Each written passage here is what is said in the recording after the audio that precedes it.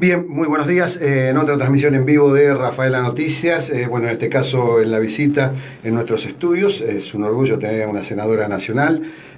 Cada uno después sacará su opinión, formará su propio espíritu crítico de lo que aquí se dice, pero bueno, es un orgullo, es una senadora de la Nación. Estamos hablando de María de los Ángeles Agnún, así que le damos las gracias de estar con nosotros. No, el gusto es mío, realmente, poder estar acá. Estamos compartiendo unos mates, así que bárbaro, viene bárbaro. Las charlas distendidas son las mejores. Héctor Puy, un viejo conocido, no viejo por la edad, pero sino que también lo conocemos por su actividad farmacéutica, algunos lo conocen por su actividad ciclística, otros por su actividad con la guitarra, pero quizás algunos se acuerden cuando estuvo cumpliendo la función de concejal aquí en nuestra ciudad. Así que bienvenido, Héctor, un gusto.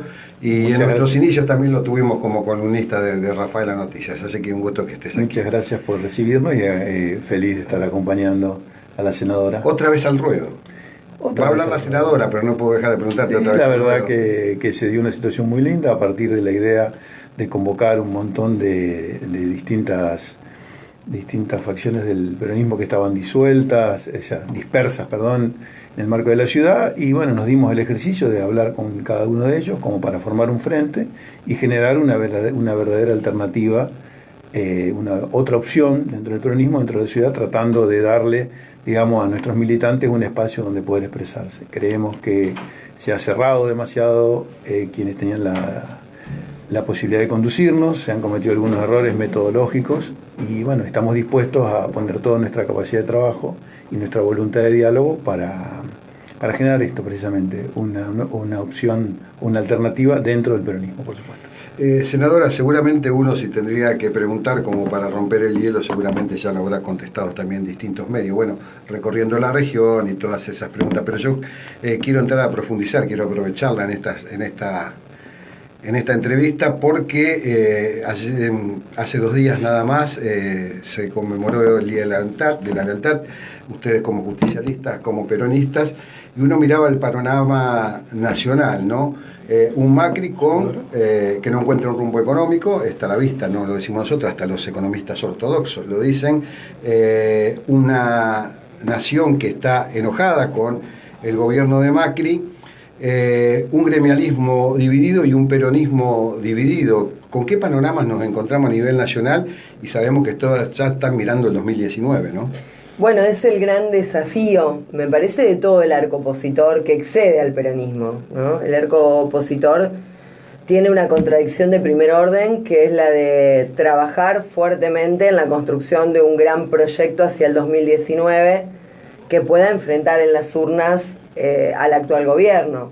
Nosotros somos absolutamente democráticos y creemos que es desde la institucionalidad, desde las elecciones democráticas, desde donde tenemos que dar la pelea. Si bien también entendemos que el Parlamento de la Nación tiene que actuar como un dique de contención frente a estas políticas que están verdaderamente devastando, no solamente a los trabajadores, a los sectores populares, sino que son políticas que están generando un fuerte impacto y empobrecimiento en los sectores medios de la comunidad.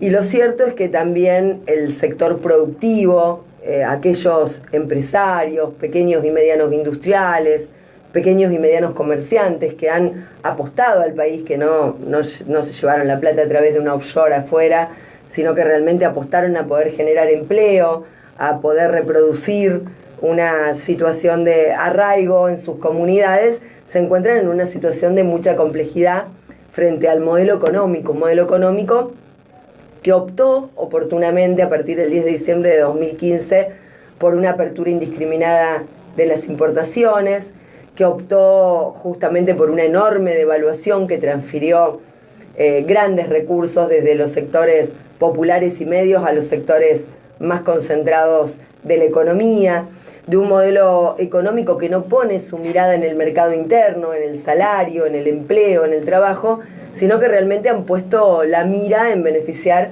a los sectores del capital financiero, a la timba financiera, que se ha abierto un proceso de endeudamiento muy fuerte en la República Argentina. Hoy, cuando analizamos el presupuesto, vemos que hay 600.000 millones de pesos destinados al pago de la deuda externa, y no vemos ningún tipo de beneficio para los sectores de la producción, del trabajo. Por lo tanto, tenemos la obligación de construir ese frente. Y la verdad que el Día de la Lealtad nos tiene que hacer reflexionar en torno a, en primer lugar, ¿qué es la lealtad? Me parece que la lealtad hoy debe ser construcción de unidad por supuesto, de concepción, en primer lugar, unidad de concepción en cuanto a qué modelo de país es el que nosotros defendemos. Hay un interés superior que es el del empleo, el del trabajo, el de la industria, el del campo, como motores de la economía en la República Argentina. Pero también un concepto de lealtad. A mí siempre me gusta recordar el concepto de lealtad de Ramón Carrillo, el primer ministro de Salud de la Nación, ministro del primer gobierno del general Juan Domingo Perón, que crea ese ministerio, quien decía que la lealtad no es un posicionamiento espiritual. La lealtad requiere de esfuerzos, requiere de valentía, requiere de defensa de convicciones profundas y en definitiva él decía que es una fase superior del amor. Así que con mucho amor por nuestro pueblo, dejando de lado ambiciones personales, mezquindades, me parece que tenemos que ir construyendo esa unidad de concepción para poder ofrecerle a la ciudadanía un proyecto esperanzador y una salida hacia el 2019.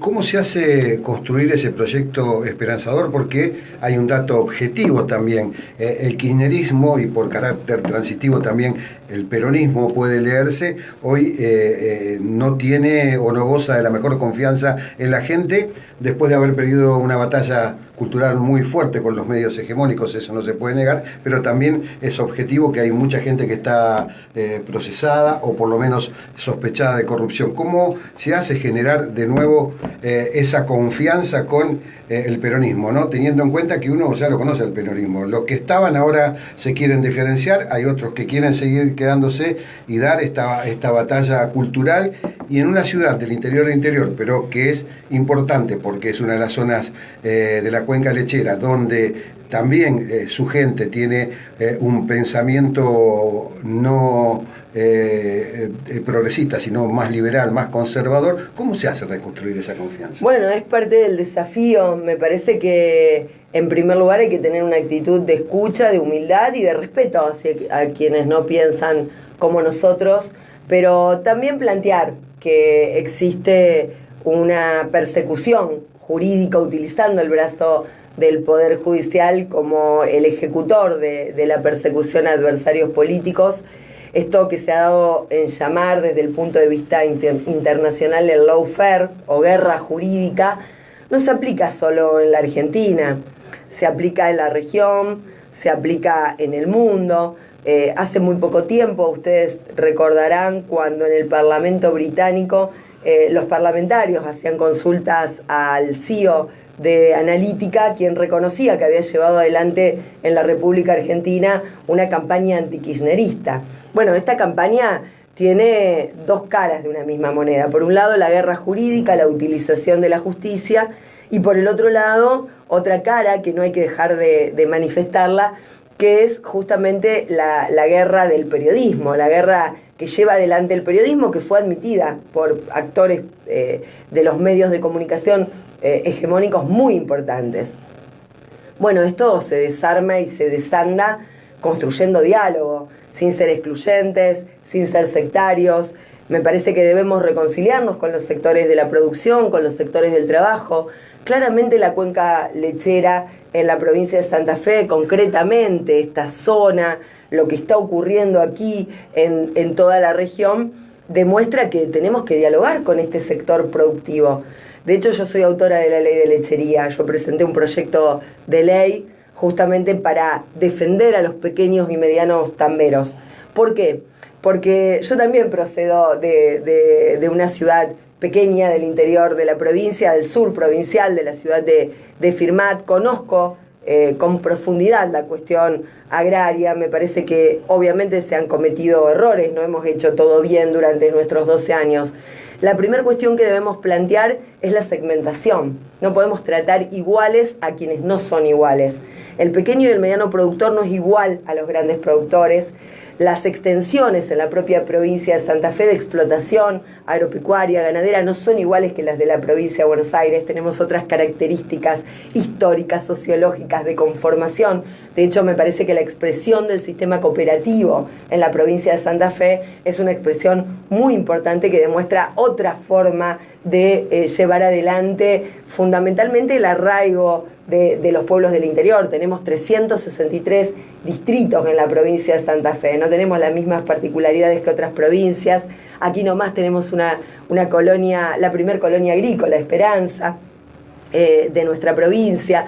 Me parece que esas particularidades hacen que nosotros reinterpretemos la reconformación del campo nacional de una manera mucho más amplia. Hay que romper sectarismos, hay que romper esas actitudes corporativas y empezar a dialogar nuevamente con los sectores de la producción y del trabajo. En ese proyecto de ley de lechería yo justamente lo que planteo es la protección al pequeño y al mediano tambero, que queda siempre sometido al precio internacional de la leche. Y planteo la defensa no solamente del pequeño y del mediano tambero como una individualidad, como un sujeto agrario, sino que lo planteo también en términos supra, que tienen que ver con la soberanía alimentaria. Estamos hablando de la leche, de un insumo necesario para que un niño desde su primera infancia pueda acceder luego a la educación pública en igualdad de condiciones, porque si tenemos una maravillosa educación pública, pero ese niño, esa niña no han estado alimentados correctamente desde su nacimiento, evidentemente va a arrancar con una disparidad absoluta. Entonces me parece que con mucha humildad, con mucha generosidad, tenemos que dar esta batalla, como planteás vos, que es la de recomponer el campo nacional. Nosotros no podemos darnos el lujo de que los pequeños y medianos productores estén fuera de nuestro proyecto político. ¿Cómo vamos a tener en la provincia de Santa Fe o en la República Argentina fuera de nuestro proyecto al sector agropecuario? De hecho, hace pocos días, con el Manifiesto Argentino, junto a Mempo Giardinelli y a Pedro Peretti, estuvimos presentando un libro que propone justamente 10 puntos para el sector agropecuario del país, pero no lo pensamos disociado de lo que significa la industria. Al contrario, nos parece que tiene que haber una sinergia positiva entre campo e industria para poder generar empleo, para poder generar oportunidades y para poder generar arraigo. Yo soy dirigente del Movimiento Nacional Arraigo y fundadora de ese movimiento, junto a otros dirigentes de proyección nacional de distintas provincias, y desde allí lo que planteamos es justamente la importancia de los pueblos del interior, el sostener los valores de los pueblos del interior. Aquí en este departamento, que tienen 43 distritos y 3 ciudades, además 43 pueblos y 3 ciudades, es un distrito esencial para poder plantear el arraigo de los pueblos del interior. Y esos valores, porque muchas veces nosotros tildamos de conservadores a nuestros pueblos, pero también tenemos que ver lo positivo de nuestros pueblos del interior. En nuestros pueblos del interior se sigue cultivando la amistad, se siguen cultivando los lazos familiares, se sigue cultivando la solidaridad, y estas son características también del sujeto agrario, que no es el mismo que el de los grandes estancieros de la provincia de Buenos Aires. Bueno, todos estos valores son los que nosotros queremos reivindicar y por eso queremos reconstruir el diálogo con los sectores productivos. Después quiero venir un poquito a la provincia, pero quiero terminar un poquito con lo nacional. ¿Hay posibilidades de volver atrás en materia económica y llevar nuevamente a los niveles que estuvo la industria, con generación de pleno empleo, capacidad ociosa máxima? Digo, ¿hay posibilidad todavía o habrá que trabajar mucho para eso después de cierta medida económica que ha tomado el macrismo? Bueno, hay que trabajar mucho. Evidentemente hay prácticamente un 45% de la capacidad ociosa de la industria que hay que ponerlo en marcha, pero para eso es evidente que el gobierno nacional tiene que aceptar los planteos de la oposición, tiene que aceptar los planteos de las organizaciones sociales, del movimiento obrero organizado, con todos sus matices, en el sentido de que hay que cambiar el rumbo, hay que poner la mirada, sin lugar a dudas, en la producción, en la generación de empleo, en la industria nacional, en la defensa de aquellos que han apostado al país, que han apostado a justamente la generación de una base que es necesaria para ordenar cualquier comunidad que se precie de ir hacia una comunidad organizada. Yo creo que siempre se está a tiempo, obviamente que habrá que rever los acuerdos con el Fondo Monetario Internacional. Concretamente, nosotros estamos planteando que no queremos que se ingrese subrepticiamente al presupuesto de la Nación Argentina del año 2019 estos acuerdos con el Fondo Monetario Internacional, porque el primero fracasó, el segundo también. Ambos firmantes ya no son parte del Banco Central de la República Argentina y debió haber sido debatido por el Parlamento de la Nación Argentina tal como lo establece la Constitución Nacional. Hay un dato no menor del cual nadie habla en el presupuesto de la Nación, que es la modificación del artículo 65 de la Ley de Administración Financiera. No es menor porque la modificación de este artículo tiende justamente a la reestructuración de deuda externa, con lo cual ya de por sí presuponemos que el gobierno nacional en el propio presupuesto está incluyendo una futura renegociación o canje o reestructuración de la deuda externa argentina. Y lo están haciendo cambiando los parámetros. Antes los parámetros eran justamente los de tener en cuenta que se produjera una quita importante, se quitaran intereses, es decir, que hubiera parámetros que beneficiaran a la República Argentina. Están dejando librada esa renegociación en cabeza del Poder Ejecutivo cuando no estamos en emergencia económica. En ese momento, cuando se dictó oportunamente esa ley, estábamos en emergencia económica, han cambiado las condiciones, si bien en la realidad práctica estamos ingresando a una etapa de emergencia económica, están dejando librada esa reestructuración posible de deuda a el mercado. El mercado es el que domina todas las relaciones y eso es absolutamente peligroso porque cualquier reestructuración de deuda se va a dejar librada a los condicionamientos internacionales sin tener en cuenta la posición estratégica que debe defender el país, que es ni más ni menos que defender a los trabajadores, a los jubilados, a los sectores medios, a la pequeña y la mediana industria, a la producción, al pequeño y mediano productor argentino. Así que estas son cuestiones centrales que evidentemente vamos a tener que tener en cuenta, pero yo entiendo que siempre la política, en definitiva, es la que toma las decisiones por sobre la economía. Esto tiene que ver con un cambio de rumbo, con poner el eje nuevamente en la creación de empleo y en la industrialización del país y no en seguir perseverando en un modelo de reprimarización de la economía que perjudica a la gran mayoría de los argentinos. Un modelo reprimarizador de economía nos lleva a una Argentina para 7 o 8 millones de habitantes. Nosotros queremos una Argentina donde quepan los 45 millones de argentinos. ¿Cómo ve Unidad Ciudadana, el espacio que pertenece, que el gobernador de nuestra provincia, Miguel Lichi, le haya dicho no al gobierno nacional? No vamos a formar parte de este pacto fiscal en un presupuesto que todavía crea más miseria de la que hay, ¿no? Me parece correcta la posición del gobernador. Me hubiera gustado que hubiéramos tenido la misma posición frente al anterior pacto fiscal, que fue absolutamente perjudicial que no cumplió el gobierno, para las provincias y que el gobierno no cumplió. Mirá, ese pacto fiscal se llevó adelante con la espada de Damocles sobre la cabeza de los gobernadores argentinos, que les planteaba, en primer lugar, la posibilidad de que la provincia de Buenos Aires ganara el juicio que tenía con Nación y que por tanto se desfinanciara a las provincias argentinas.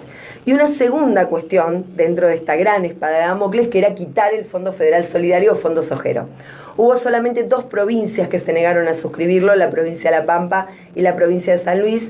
La provincia de Santa Fe lo suscribió, en ese pacto fiscal se incorporó, además de la reforma previsional y esta fórmula nefasta que le quita poder adquisitivo a los saberes de los jubilados y de las jubiladas argentinas, se incorporó, decía, el pago de la deuda que mantenía Nación con provincia, que habíamos ganado el juicio con una sentencia firme de la Corte Suprema de Justicia de la Nación de noviembre de 2015 y lamentablemente eso nunca se efectivizó, nunca se llevó adelante, con lo cual hay argumentos de sobra para no suscribir un pacto fiscal que va a terminar desfinanciando a las provincias y empujándolas, en muchos casos donde hay problemas financieros serios, a la emisión de cuasimoneda, lo mismo que ocurrió, ustedes recordarán, allá por la década del 90.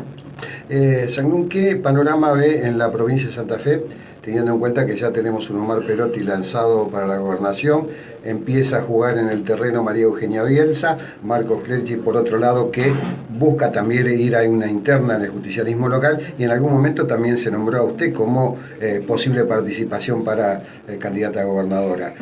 ¿Va a participar? ¿Cómo ve este panorama? Donde, si se quiere, hoy encuentra a un Cambiemos que no sabe qué va a pasar, sin ninguna figura descollante en la provincia como era Miguel del Cel, y donde, guste o no guste, hay un socialismo, un frente progresista un poco más homogéneo, ¿no?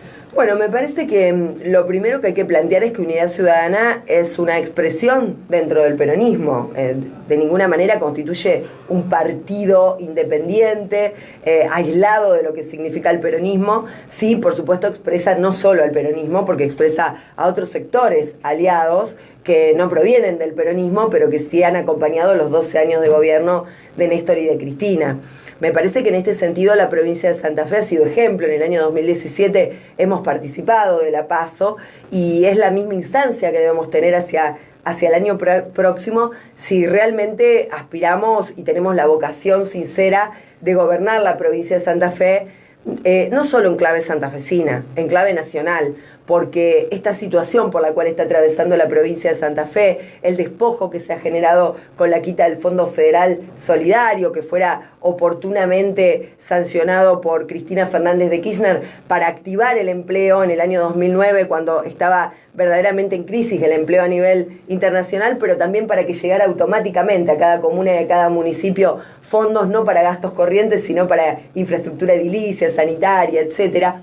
Entonces decía, me parece que en este sentido nosotros tenemos la obligación de pensar en clave nacional también el gobierno provincial. No es posible tener un Estado santafesino próspero, con posibilidades de empleo en el marco de una política económica absolutamente recesiva y además con inflación que le gana permanentemente al salario y que perjudica fundamentalmente a los sectores medios y a los sectores populares. En este sentido, estimo que Unidad Ciudadana seguramente tendrá su fórmula de candidatos. Hay muchos compañeros y compañeras valiosos dentro de Unidad Ciudadana.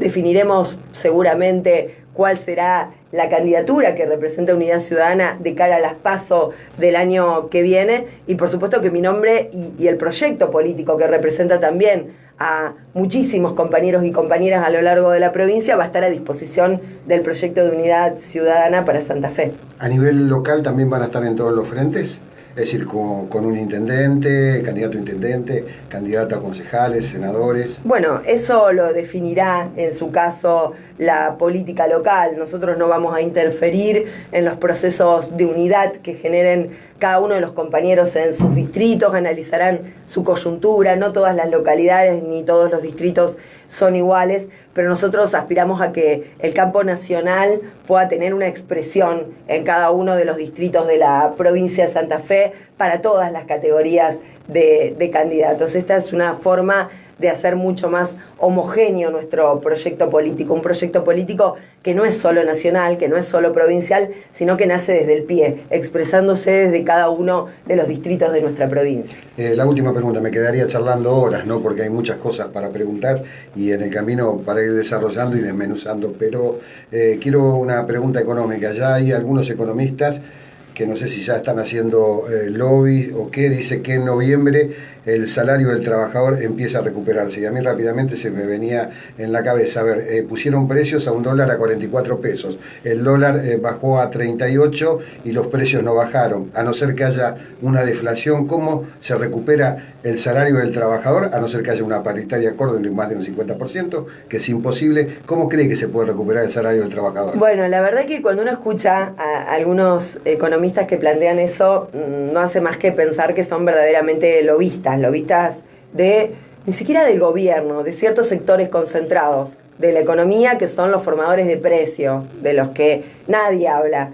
Este es un conflicto que atraviesa a la República Argentina y atraviesa la economía estructuralmente. Nosotros hemos planteado un proyecto en el Senado de la Nación que es la ley de góndolas, justamente para acercar a los pequeños productores, a las cooperativas, a los justamente consumidores, porque nos parece que hay que garantizar alimentos sanos, baratos y de calidad, hay que garantizar soberanía alimentaria. Y lo cierto es que hay muchos economistas ortodoxos que están planteando que todavía esa disparada del dólar no se ha trasladado finalmente o totalmente a los precios. A esto hay que sumarle la dolarización de las tarifas en materia de energía eléctrica, en materia de gas, en materia de agua. Y esto es también una cuestión central para la República Argentina y te diría para Santa Fe también. Si no tenemos un modelo energético al servicio del desarrollo, al servicio de la industrialización, la verdad que no tenemos oportunidad de crecimiento en la República Argentina. Y este gobierno decidió concentrar justamente en los grandes ganadores del modelo. La decisión política de transferir los 10.000 millones de pesos para compensar justamente a las distribuidoras de gas expresa en su máxima potencia cuál es el posicionamiento del gobierno nacional frente a la economía, frente al manejo de la macro, ¿no? En este sentido yo entiendo que por supuesto va a seguir trasladándose a alimentos, a medicamentos, a la canasta básica este aumento, porque además siguen aumentando los combustibles, con lo cual aumentan los fletes, con lo cual aumentan los productos en su totalidad. Y no ha habido un aumento en paritarias ni de los trabajadores, ni tampoco ha habido un aumento de los jubilados. Los jubilados, al contrario, han sido verdaderamente cercenados en su capacidad adquisitiva porque se les ha aplicado a marzo la reforma previsional que votó lamentablemente el Parlamento de la Nación Argentina en diciembre del año pasado. Frente a esto, me parece que necesitamos un Estado presente, un Estado que articule en la economía, un Estado inteligente, no que se meta a hacer lo que no tiene que hacer, pero sí que claramente ordene a los distintos jugadores de la economía para defender a los sectores de la producción, a los sectores del trabajo y fundamentalmente a los sectores más desprotegidos, los que nunca alcanzan a la inflación. La verdad que para recomponer el salario, para recomponer las jubilaciones, debieran haber aumentos que ronden el 50%. Ya tenemos un presupuesto nacional que es mentiroso, que no expresa la realidad de los números. Por lo tanto, la verdad que creo que se cae, que hace agua cualquier aseveración en ese sentido. Senadora María de los Ángeles Agnú, muchísimas gracias por esta visita. Gracias a vos, muy amable. Gracias, Héctor Puig. Una cosita más, si te quedaste con ganas de hablar con la senadora y para nuestra audiencia, para toda la audiencia de Rafaela Noticias, a las 14 horas vamos a estar cimarroneando hasta quedar rechoncho, como decía Martín Fierro, sí, con la senadora y los compañeros, así que hacemos una invitación extensa en el local del MAP, en calle San Martín, antes de llegar a Tucumán, charlando todos estos temas y lo que surja, así que bueno, estás invitado y toda nuestra gente. Bueno, muchísimas gracias. Gracias. Con ustedes, público, nos reencontramos en cualquier momento.